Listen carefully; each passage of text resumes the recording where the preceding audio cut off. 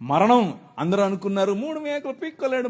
3 మేకలు పీక్కుండేది కాదు, మనుష్య సమాజానికి పట్టినటువంటి పాపం అనే మేకును, ఆ మేకుకున్న ముళ్ళు, మరణం అనే ముళ్ళును విరిచి పారేయటానికి ఆయన సిలువనెక్కాడు.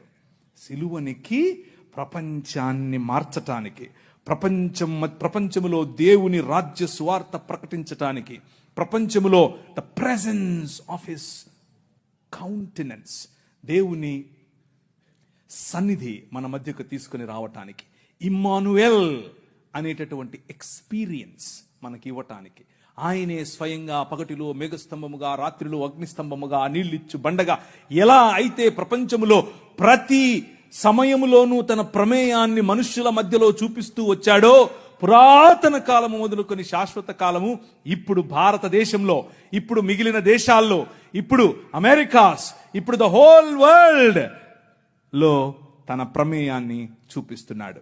ఆయన